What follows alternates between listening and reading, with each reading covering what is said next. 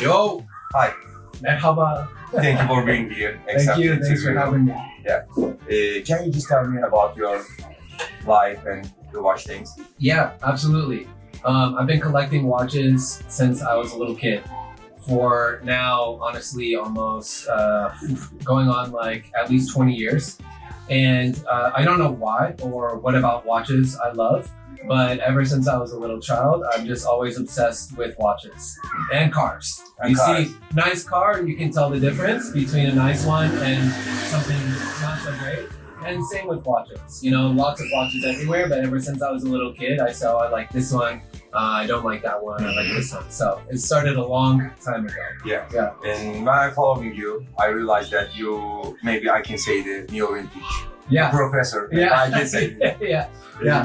Why about the neo-vintage or vintage watches? Yeah, for me, I think it's organic. The story about the neo-vintage history is interesting to me.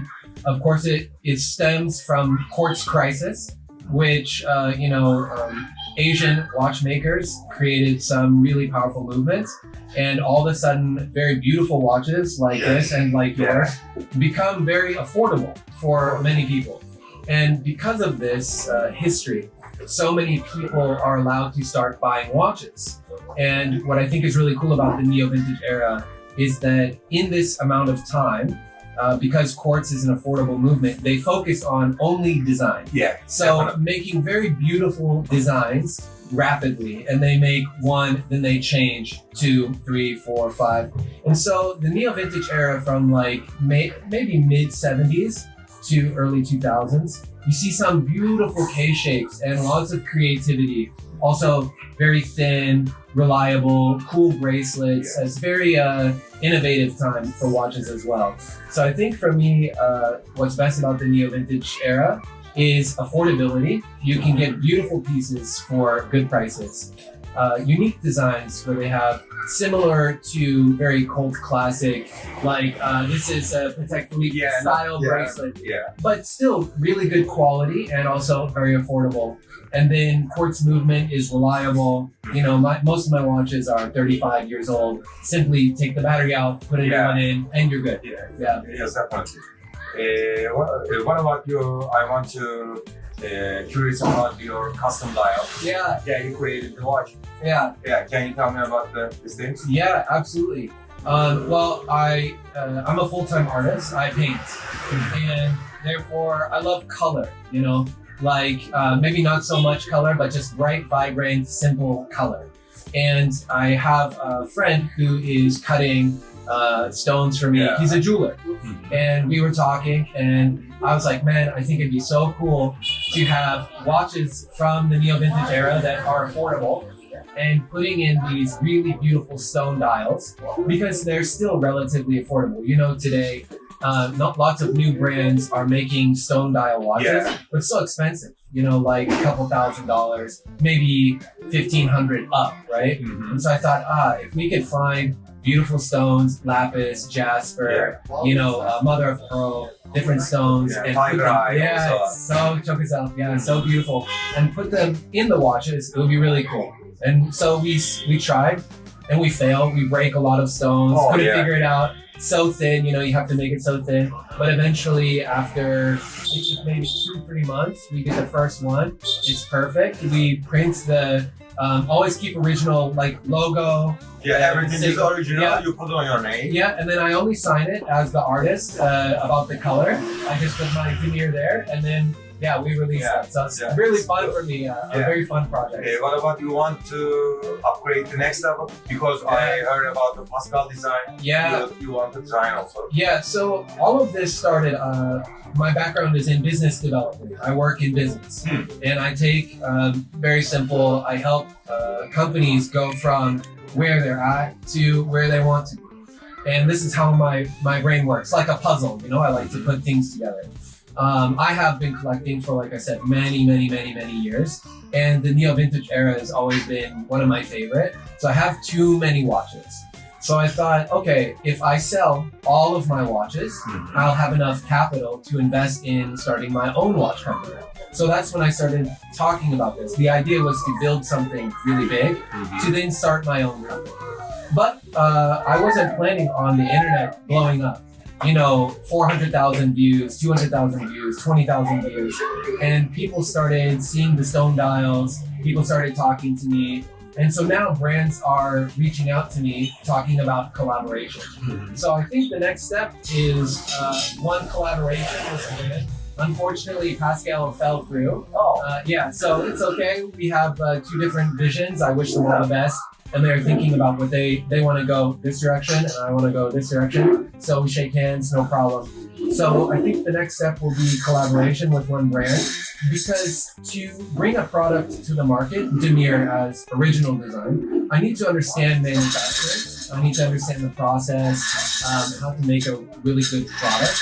And so I think one collaboration will be really beneficial. One company I can work with, learn from them, and then we'll keep collaborating together, but this will give me the foundation to do my own thing. Oh, nice. Yeah.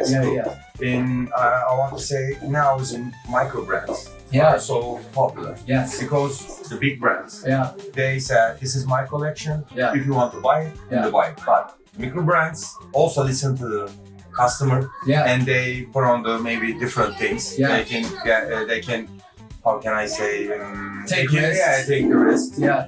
And what do you think about now? Maybe other micro brands, 80s, 70s, Yeah. stylish collection. Yeah. Maybe they say, I saw the Sega Creator, Yeah. 1980s, I think. Yeah. Full copy. Yeah. They did. Yeah, it's happening. Yeah. So one of the things to look out right now in micro brands is actually the capabilities. Back in the day, maybe 10, 15 years ago, to manufacture a case, it's very complex. You have to program a CNC machine, and you have very small tolerances. You need to be very good at this. Yeah. And this was like 10, 15 years. Now, today, it's very easy to manufacture things. So accessibility is becoming more available. And what we'll see in the micro brand world is this. People looking at old designs and copy one for one. It's okay, it's no problem, but to me, unoriginal and kind of boring. Yes. I have been saying the future of anything design will become originality, right? Because it's very easy to take something and just copy one to one. But maybe you take something and you change it 25%, 30%, 40%. Your own personality through will make it much more interesting, to me at least. So I think in the future, what will make great micro brands will be the brands that are original, but pay homage or respect to the lineage. Inspired, maybe. Exactly. Yeah. Exactly. They have to put their originality, Yes. but you can maybe brace it, you can inspire. Yes. Maybe this is the case, inspired. Yes. I think you're right. Yeah, and we'll see more of it. I think in New York they have Wind Up. Have you heard of this Wind Up watch fair in New York City? And a couple of years ago I went, and there are many famous micro brands that are there. Now I went last year, and there's maybe 10, 15 new micro brands I never heard of. So what we'll see is more and more brands come up, and it's like a very interesting curve. More brands will be created and less originality will be shown. So you'll see many, when I walk through New York, I see many watches, but all of them like, this looks like Rolex, this looks like Omega, this looks like Cartier, and they're just creating and maybe doubling the cost. I make for 100, I sell for 300. But in the future, I'm hoping more creatives will get into the watch industry and make some really interesting pieces. Yeah, nice. What about can you say the example about the micro brands when you like it? For example, I can say the Denison. Yeah. This time he won the watch of Oslo. Yeah. Istanbul. They showed the all watches. Yeah. Can you say the example? What you like? Yeah, we have. I have many friends in the micro brand world that I'm proud of, but I'm always pushing. So right now, I'll say, as far as micro brand goes, there are lots of companies that interest me. But what interests me is the potential of creativity. not actually what they're producing now. So main or man, however you say it. I do like the Manhattan. I think is a nice one. Yeah, there's Jack Mason. Excuse me, Buck Mason. No, hold on. One second. I'm spacing the name. So, like something that I think is really interesting is, like we talked about earlier, risk taking and producing something that's a little bit more unique to their own style. So, have you heard of Pollen watches? Pollen. Yeah. I see. These guys, Scandinavian company focusing on very unique patterns and colors, and they're just about vibrant colors, right? Creativity in the dial. Case looks like a vintage, but the dial also they put the mix. Yeah, I think exactly. I feel that. And I really like, this is a Scandinavian design, loud, bright colors, vibrant. And they're not watch designers, they are graphic designers, just designers in general. And so they're putting their concepts and ideas into watches. And then you have other brands that, like this one is a gentleman. When I say I really like the potential, right? Not necessarily will I wear the watch, but I love every watch. I've never seen a bad watch. If you like anything, Invicta, Patek Philippe, who cares? If you love it, I love it. Yeah, this is your best one. Exactly. But what I like about micro brands is the ability to be creative and try something new.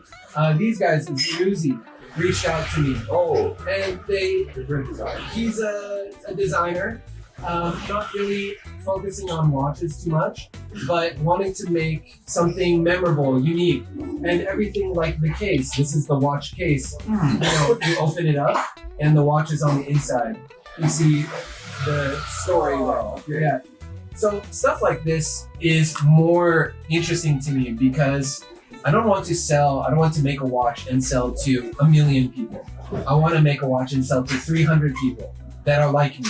My friends, we think the same, we have the same hobbies. So when I see companies like Pollen or Zeruzi, Pollen is watches for artists, loud, expressive paintings, or Zeruzi is like very unique Japanese style fashion. He found me because I have a pair of boots that he has. There's the overlap there. That is really interesting. Oh, okay. Yeah. That's cool. Yeah. I want to ask about if you have one watch. Yeah. What will you do? Ooh.